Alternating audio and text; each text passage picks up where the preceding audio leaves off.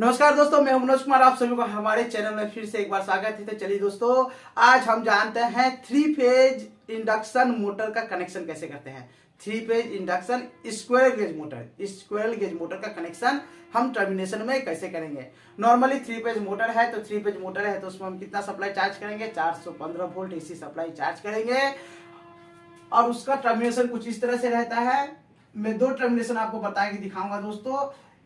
जो छोटे मोटर होते हैं 1 HP हो, 2 HP हो, 3 HP हो, या तक 5 HP का मोटर में भी या 7.5 HP का मोटर में भी इनबिल्ट स्टार कनेक्शन करके 3 टर्मिनल निकाल के U V W निकाल के मोटर में रख दिया जाता है। जिस छोटे मोटर में मान के चलिए 3 टर्मिनल निकाल के रख दिया जाता है, उसको हम कभी भी स्टार डेल्टा स्टार्टर से नहीं चला सकते हैं। कैसे चलाएंगे?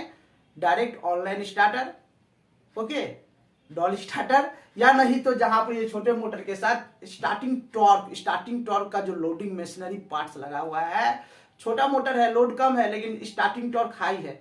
वहां पर इस मोटर को कैसे चलाएंगे? सॉफ्ट स्टार्टर से या वेरिएबल VFD से, वेरिएबल फ्रीक्वेंसी टाइप से चलाएंगे। कुछ नहीं करना है दोस्तों। यदि डॉल स्टार्टर से चलाना है, बाय डॉल स्टार्टर से चलाना है, DOL। डॉल स्टार्टर को जैसे ही ऑन करेंगे क्या होगा? 440 सप्लाई हमको मिलेगा, रेड येलो ब्लू।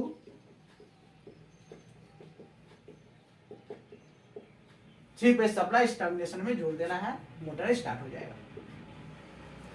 अब जैसे ही बड़े मोटर की बात आ जाती है, सपोज 5 HP, 7.5 HP, कुछ छोटे मोटर में भी 6 टर्मिनल निकाल के बाहर में रख दिया जाता है। जैसा कि आप जानते हैं कि इंडक्शन मोटर में जो स्क्वायर गेज 3 फेज का इंडक्शन मोटर है, उसमें 3 कॉइल का सेट होता है।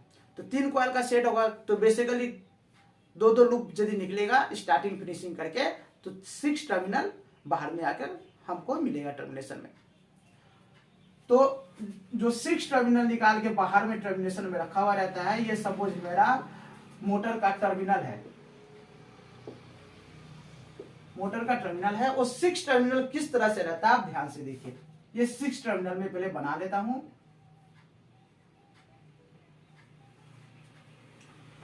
U1 V1 W1, okay, W2 U2 V2।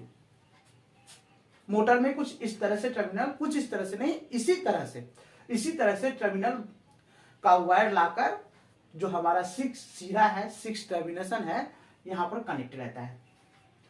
U1 V1 W1, U1 V1 W1, यहां देखिए 1 लिखा हुआ है। इसका मतलब यह है, ये कॉइल का स्टार्टिंग लूप है। U2 W2 U2 V2, ये हमारा कॉइल का फिनिशिंग लूप है। अब सपोज हमको स्टार डेल्टा स्टार्टर से चलाना है, तो स्टार डेल्टा स्टार्टर जैसे मैंने आपको बताया था, उसमें जो नॉर्मली होता है, पहले हमारा मोटर स्टार में ऑन होता है, कुछ सेकेंड के बाद हमारा मोटर जो है डेल्टा हो जाता है। सपोज स्टार डेल्टा से कनेक्शन करना है, तो हमारा यहां पर कैसे कनेक्शन होगा दोस्तों? कैसे कनेक्शन होगा? ये U1 V1 W1 W2 U2 V2। Basically star delta starter से कितना केबल आएगा? 2 केबल आएगा, ठीक है ना। 2 केबल, 3 कोर का 2 केबल आएगा। सपोज 3 कोर का 2 केबल आया, तो ऊपर में मैंने रेड सप्लाई चार्ज किया। पहला केबल जो है U1 V1 W1 मेरा स्टार्टिंग है, तो स्टार्टिंग में क्या डालूंगा? 3 पे सप्लाई डालूंगा।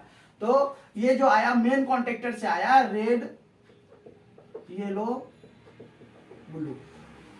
U1 V1 W में रेड येलो ब्लू सप्लाई मैंने डाल दिया, 3 पे सप्लाई डाल दिया। और ये नीचे में जो आएगा हमारा स्टार कॉन्टेक्टर से जो आएगा, यहां पर भी सेम आएगा, सेम सीक्वेंस आएगा। सीक्वेंस चेंज नहीं करना है दोस्तों। ये जो मैंने बताया हूं, ये डेल्टा कनेक्शन है, ये सीक्वेंस चेंज नहीं करना है। U1 V1 W1 जैसे है, W2 U2 V2। तो U1 में मैं रेड डाला तो नीचे में भी रेड डालूंगा, इसमें वाइट डाला हूं तो इसमें भी वाइट डालूंगा, ऊपर में यहां पर ब्लू डाला हूं तो यहां पर भी ब्लू डालूंगा। 2 केबल से कनेक्शन होके आएगा बाय स्टार डेल्टा स्टार्टर से। ओके दोस्तों, ऊपर में भी 3 फेज सप्लाई किया, नीचे में भी 3 फेज सप्लाई किया। जैसे कि आप जानते हैं स्टार डेल्टा स्टार्टर में जैसे ही हम स्टार्टर को ऑन करते हैं तो सबसे पहले क्या होता है, मेन कॉन्टेक्टर और स्टार कॉन्टेक्टर ऑन होगा। तो मेन कॉन्टेक्टर जैसे ही ऑन होगा तो यहाँ पर स्टार्टिंग कॉइल का जो स्टार्टिंग है U1 V1 W1 को 3 फेज सप्लाई मिल जाएगा। और स्टार कॉन्टेक्टर का ऊपर में क्या रहता है, स्टार कॉन्टेक्टर का यहाँ से सपोज 3 वायर निकला हुआ है, रेड येलो ब्लू निकला हुआ है, और स्टार कॉन्टेक्टर के ऊपर में एक लिंक से शॉर्ट किया हुआ रहता है, एक लिंक से शॉर्ट किया हुआ रहता है। जैसे ही स्टार कॉन्टेक्टर ऑन हुआ W2 U2 V2 क्या हो जाएगा, शॉर्ट हो जाएगा। मोटर कुछ समय तक स्टार में चला, ठीक है। 3 फेज सप्लाई ऊपर में इसको मिल गया, जो मेन कॉन्टेक्टर ऑन हुआ है 3 फेज सप्लाई इसको मिल गया, मोटर स्टार में चला। ओके, आज सपोज इसको आप डायरेक्ट डेल्टा में चलाना है, सपोज इसको डायरेक्ट डेल्टा में चलाना है। ओके, सपोज इसको हमारे पास डॉल स्टार्टर है, फिलहाल ना VFD है ना सॉफ्ट स्टार्टर है, डॉल स्टार्टर है, डायरेक्ट इसको डेल्टा में चलाना है। तो हम कैसे करेंगे दोस्तों, कुछ नहीं करना है, इस एक पत्ती लिंक पत्ती लेंगे U1 और W1, देखिए ध्यान से देखिएगा दोस्तों, ये जो U1 V1 W1 W2 U2 V2 है, ये टर्मिनल है, कुछ नहीं करना है। U1 और W2 को एक पत्ती से शॉर्ट कर देना है या एक वायर से शॉर्ट कर देना है। V1 और U2 को एक पत्ती से शॉर्ट कर देना है या वायर से शॉर्ट कर देना है। सेम W1 और V2 को शॉर्ट कर देना है।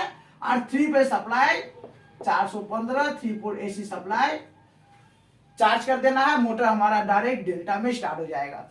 यहाँ भी जैसे डेल्टा में स्टार्ट किया, यहाँ पर क्या किया मैंने, बाहर में डेल्टा बनाया, U1 और W2 को शॉर्ट कर दिया, V1 U2 को शॉर्ट कर दिया, W1 और V2 को शॉर्ट कर दिया, बाहर में डेल्टा बनाकर 415 वोल्ट सप्लाई चार्ज किया, मोटर डेल्टा में स्टार्टिंग डेल्टा में स्टार्ट हो गया। या VFD से भी चलाना है, बड़े मोटर है तो डेल्टा में चलाना है, हम बेसिकली डेल्टा में ही चलाएंगे, स्टार में तो चलाएंगे नहीं, तो डेल्टा में भी चलाएंगे। यहाँ डॉल स्टार्टर,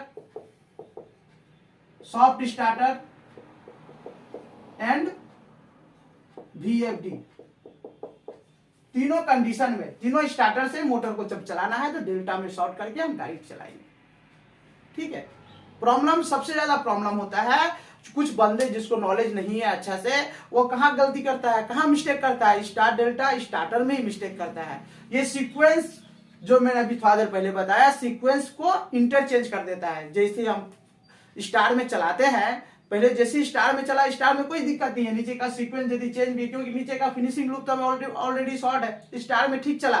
कुछ सेकेंडों के बाद जैसे ही डेल्टा होता है, फेज सीक्वेंस बराबर नहीं लगाने के कारण फेज टू फेज शॉर्ट हो जाता है। ओके दोस्तों, तो ये चीज को ध्यान में रख के आप 3 phase squirrel gauge induction motor का कनेक्शन आराम से कर सकते हैं। तो उम्मीद करता हूं दोस्तों ये वीडियो आप लोगों को अच्छा लगा।